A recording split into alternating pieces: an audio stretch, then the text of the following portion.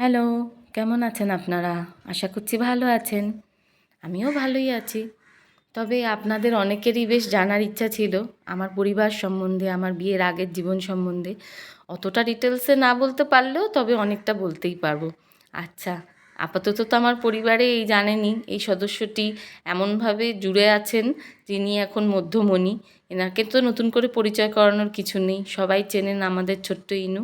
আমার জীবনের সবচেয়ে সবচেয়ে সবচেয়ে ভালো মুহূর্ত এছাড়া বিয়ের আগে ঠিক এটি হলেন আমার বাবা আর এটি হলেন আমার মা।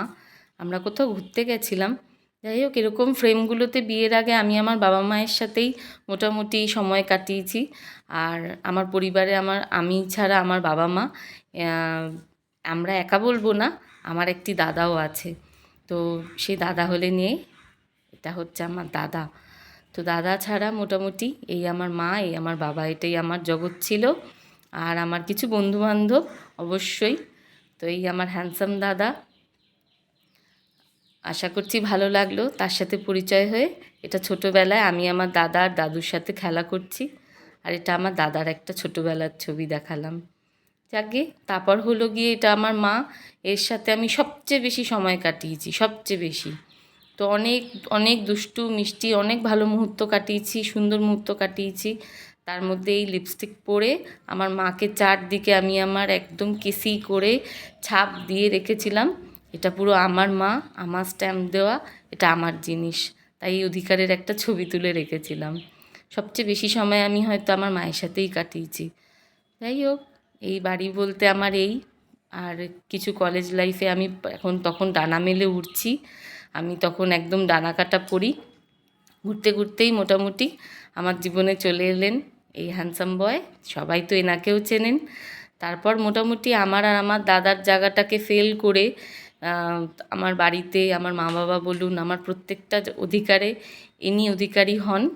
তো এই রাজেশ যে আমার পুরো পরিবার জুড়ে থেকে আমাদের সব অধিকারগুলোর মধ্যে ভাগ বসিয়ে নিয়েছে, কিন্তু সবচেয়ে আদর ওই বেশি পায়, কিন্তু তাতে আমাদের একটু হিংসা হয় না, ভালোই লাগে। Thank you Rajesh. আর এই হলো গিয়ে আমার দু মাকে নিয়ে আমাদের এবার জীবন চলা। আর আমার entire team of family, totally আমার বাবা, ভাই, আমার মা, মাম্মাম, বাবা, পাপা। আর এই হলো আমার দুটো দুষ্টু মিষ্টি লোক। তবে আরেকজনের সাথে পরিচয় করাই, ইনি হলেন আমার সতীন, আমার দিদা শাশুড়ি। ইনি এখানে থাকেন না, ইনি অন্য বাংলাদেশে থাকেন। তো যাই হোক, দূরে থাকলেও কিন্তু আমি সারাদিন এনাকে মনে করি। এনার নাতিকে যে চিনুন নাতি বলে রোজ একবার না ডাকলে আমার শান্তি হয় না। তারপর আমি হলাম গিয়ে মাতৃদোরগোড়ায়, আর আমার মা আমার সাথে। তারপরে তো এই যে দুষ্টু পরিবারে এলো একজন, দেখতেই পাচ্ছেন হাসিটা, সবাইকে জ্বালাবে বলে হসপিটালের বেড থেকেই মোটামুটি রেডি হয়ে আসছেন।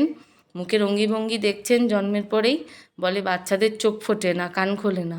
আর আমার ইনুর অবস্থা দেখুন, চোখ তুলে তুলে শুধু আমায় দেখে, নানান অঙ্গিভঙ্গি করে, আমাকে হাসায়। সেই তখন থেকেই শুরু হয়ে গেছিল, হসপিটাল থেকেই জানান দিয়েছিল, মা আমি তোমার সাথে আছি। তবে আমার মাকেও খুব জ্বালায়, আমার মামামকেও জ্বালায়, কিন্তু আমার মায়ের প্রতি যেন ওর একটা আলাদা ভালোবাসা, ঝিকঝিক বলে কথা। তারপরে আমার এই বাগিয়াটির বাড়ি ছাড়া এটা হলো আমার লিলুয়ার পরিবার, আমার বাপের বাড়ির পরিবার, এইটুকু। আর এটা হলো আমার বাগিয়াটিতে আর লিলুয়া, দুটো মিলিয়ে পরিবার। তাহলে বুঝতেই পারলেন। আর এছাড়া বুঝতেই পারছেন যে ইনি তো তখন আর ওই সময় ছিলেন না আমার বিয়ের সময়, তাই বিয়ের পরের ঘটনা বলে ইনি একটু এনার সাথে আলাদা কিছু ছবি দিলাম। এই হলো আমার ছোট্ট পরিবার, আমার হাসি খুশি পরিবার। সবাই আশীর্বাদ করবেন যেন আমি আমার এই দু পরিবারকে নিয়ে ভালো থাকি, সবাইকে নিয়ে সুস্থভাবে থাকতে পারি। আর আমার ইনুর জন্য অনেক প্রে করবেন যাতে অনেক বড় হয়, এই ঘৃণ্য সমাজের ঘৃণ্য ছেলে বা পুরুষগুলোর থেকে যেন একদম আলাদা হয় আমার ছেলেটা। আপনারা আশীর্বাদ করবেন, ইনু আপনাদেরও ছেলে। যাকগে, সবাই ভালো থাকবেন। তাহলে ব্লগটা শেষ করছি। আর আর কি, টাটা।